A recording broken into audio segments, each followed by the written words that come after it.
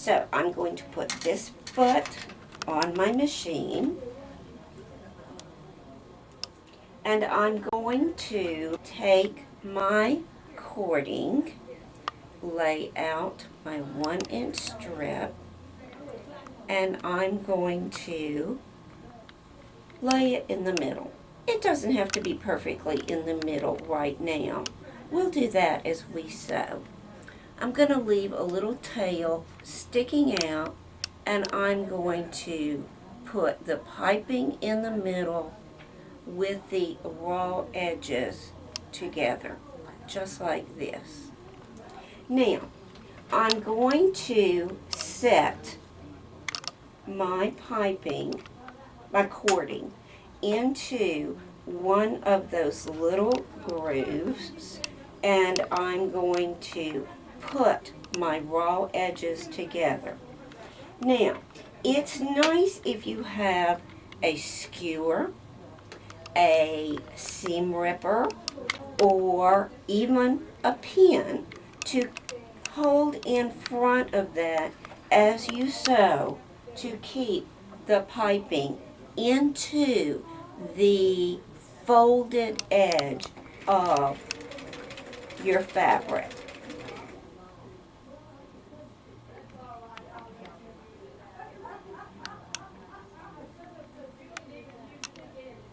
So you can see how I have got some utensil holding that cording against the fold.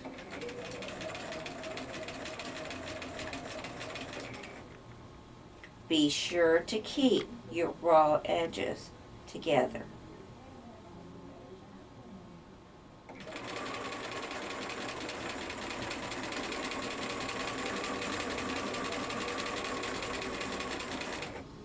What I would like for you to see here is my corded piping.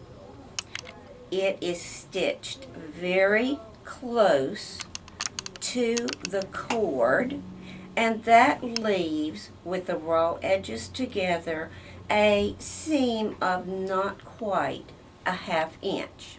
Now, since most of our patterns call for a 1/4 inch seam, the next thing we want to do is to trim this seam allowance to 1/4 inch.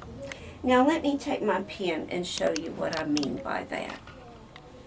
Some people will want to measure from the fold over a 1/4 inch and trim that much off.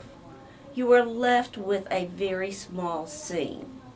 Where your 1/4 inch seam needs to be is from your stitching line over to a 1/4 inch, and then you cut the excess off.